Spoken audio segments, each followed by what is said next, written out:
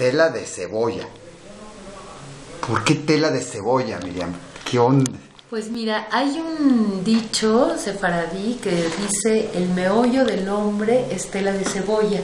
Y aunque meollo se refiere a la mente, a la esencia, en realidad a lo que alude ese dicho es a la fragilidad humana. Y entonces eso es lo que quiere decir: la fragilidad humana es como la tela de cebolla. Pero la cebolla también me sirve como una imagen, porque la cebolla tiene capas, y es como si afuera de esas capas está el español contemporáneo, pero uno desprende esas capas y adentro está el judeo español. Creo que es un fenómeno interesantísimo, no nada más para la gente que pertenece a la comunidad sefaradí, sino para cualquier persona que tenga un interés mínimo en el español. Es fascinante ver como en una especie de radiografía el origen de muchas palabras. Yo investigué, por ejemplo, la palabra meldar, que es leer, era la palabra que se usaba en la Edad Media. ¿Meldar es leer? Es leer, y eso es una palabra de origen griego, que no sé por qué razón, este es un tema para los lingüistas, dejó de usarse y con el tiempo pasó a leer. Pero si tú te fijas en el campo de México y en general de Mesoamérica, muchas palabras que uno piensa que corresponden a gente que no ha tenido acceso a la educación, que no tiene instrucción y que habla así, por ejemplo, ancina, mesmo, andejuites, todas esas palabras son palabras que se usan en ladino. Y lo que ocurrió fue que es el español que se trajeron, digamos, los primeros pobladores españoles a América, y de alguna manera se quedó, todos esos giros se quedaron congelados en las zonas rurales. Así que todo este ancina, mesmo, andejuites y todo eso no corresponde. No es que lo hablen mal, sino que viene de un ladino. Viene del español arcaico.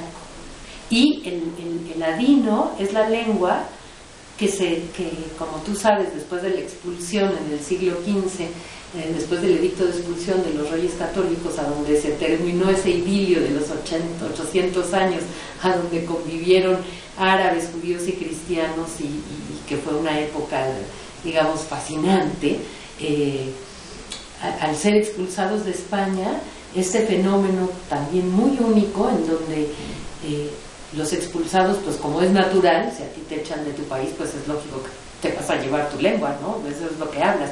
Pero lo que es rarísimo es que esa lengua se quedó en secreto, o no en secreto, sino en la intimidad, durante 30 y tantas generaciones, que es más o menos lo que yo he calculado que corresponde a 500 años.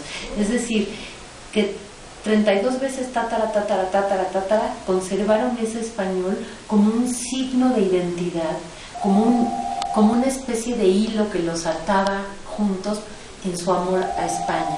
Y creo que es un fenómeno interesantísimo, porque a pesar de que en toda esta diáspora ocuparon países como Francia, Yugoslavia, Bulgaria, Turquía, etcétera, etcétera, y aprendieron las lenguas vernáculas de cada lugar, el ladino, el judeo español, se quedó como una lengua viva. Es decir, podías tú hacer tu vida, ser un médico y atender en búlgaro a tus pacientes, pero llegas a tu casa, te quitas la bata y cambias al español. Y es un fenómeno único. Después también es un fenómeno muy triste saber que hoy en día el ladino es una lengua que está catalogada en los libros rojos de la UNESCO como un libro ya en vías de extinción, puesto que ya no hay niños que lo hablan.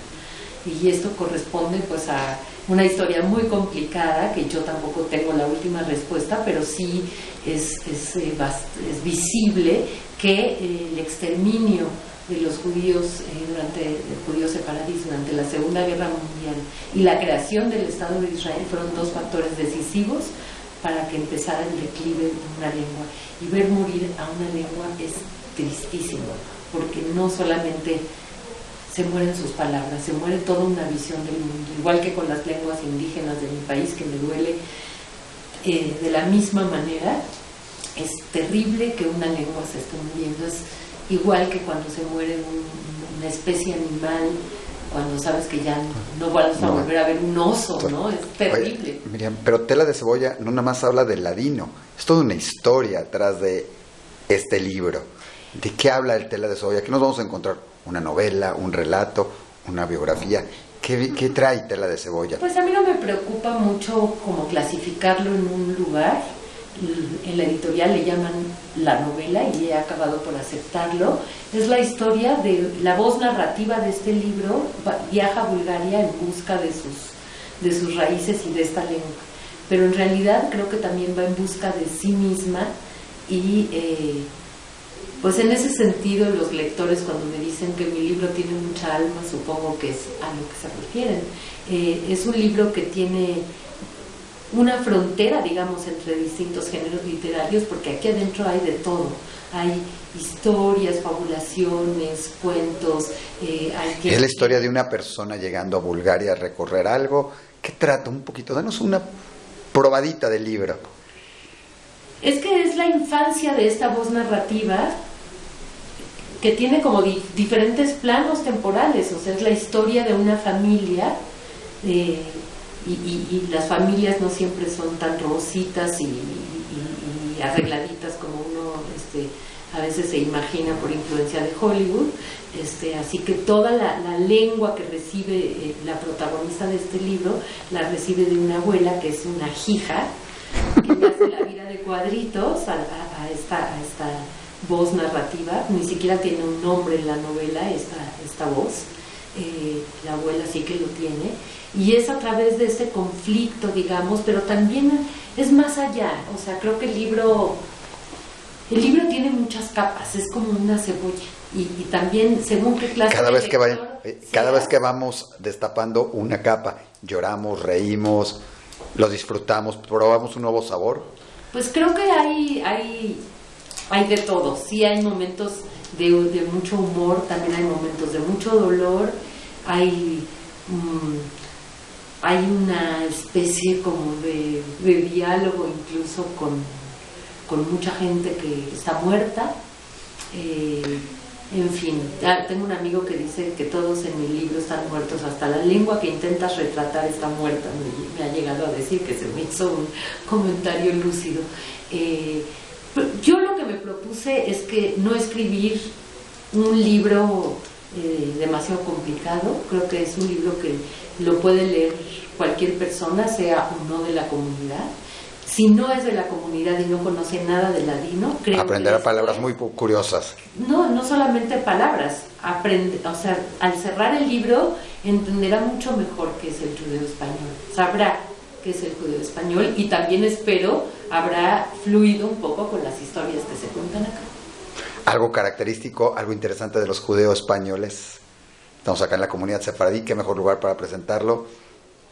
Algo en especial de la comunidad judeo-española que digas, aparte del ladino, algo que te deje, algo de tus recuerdos. Pues yo creo que algo muy característico de la cultura sefaradí, aparte de la deliciosa comida, son todos los refranes y los dichos. Es increíble toda la a ver, ¿alguno? El conocimiento. Pues aquí está uno, el que le da título al libro. Asno se fue, caballo tornó. ¿Sí lo entiendes? Sí. Se fue asno y regresó caballo. Corderico es, ya se cocerá. Se refiere también como claro, a lo que te da la experiencia, ¿no? Primero te vas así un poco inocente, pero pues con los años vas a regresar con una sabiduría que tu inocencia de ahora no te permite ver. En fin. Oye, ¿y Bulgaria? ¿Algún mensaje? Aquí hay, básicamente los escenarios de Tela de Cebolla son México, Turquía, sobre todo Esmirna, Bulgaria, sobre todo Sofía y Plovdiv, y en Grecia, Salónica. Esos son los escenarios de Tela de Cebolla. Y por último, tú, al escribir este libro, ¿qué descubriste? ¿Qué te dejó al escribir este libro? Pues descubrí que uno debe de ser más cuidadoso con lo que anda diciendo, porque toda la vida juré y perjuré que yo jamás escribiría una novela. Y yo vengo de la tradición de la poesía y nunca me imaginé que algún día eso... Bueno, no es novela, tiene muchos géneros. Ya dijiste. Bueno, pero es un libro en prosa, no es un libro de poesía, es un libro narrativo. Y es mi primer libro narrativo además, y estoy muy contenta porque el libro se va a publicar en Argentina y se va a publicar en España, que para mí eso es muy simbólico, que estas palabras regresen allí. Y además en una editorial que yo admiro enormemente, y a través de esta editorial española el libro se va a distribuir por el resto de los países de habla hispana, así que pues muchas felicidades, sale muy bien. Además hoy lo presentas en la comunidad sefaradí, en próximos días en otro lugar, ya lo tendremos también, y va a estar en muchas librerías y todo, porque vale la pena que la gente lo busque. Ya pueden encontrar toda la información con nosotros en diariojudío.com, y la verdad es un libro que vale la pena leerlo, está interesantísimo y además está divertido, con varios de los refranes, frases, palabras que para muchos decimos están olvidadas, pero todos los tenemos en el recuerdo y las hemos oído y alguna vez decimos, de ahí venía. Y por último, quizá valga la pena aclarar que cuando yo escribí así tela de cebolla con esta rara ortografía, sí, que es como si fueran tres faltas de ortografía, cebolla se escribe con C, con B larga y con doble L, jamás imaginé que cuando tú fueras a una librería y preguntaras por tela de cebolla, el librero en la computadora iba a buscarlo con la ortografía española y te iba a decir, pues el libro no lo tenemos. Así que es mejor que la gente que lo busque o se aprenda esta ortografía de SB chica Y o... ¿Por qué con esas letras? Yo te iba a preguntar. Porque toda la ortografía judeo-española, digo, sería muy complicado ponerme a explicar en este momento por qué toda esta ortografía... Mezcolanza con otros idiomas, un lenguaje además del ladino con todo lo que hablaban. Sí, es una ortografía totalmente distinta a la ortografía española, y además tienes que saber que no hay una academia como en el inglés, el francés, el chino, el español, etcétera, que tenga la última palabra respecto de una ortografía. No hay una academia, como le dije hoy a un periodista, esta es la lengua, es una lengua sin patria, la lengua que hablaban los desterrados. Pues qué bonito, felicidades. Gracias.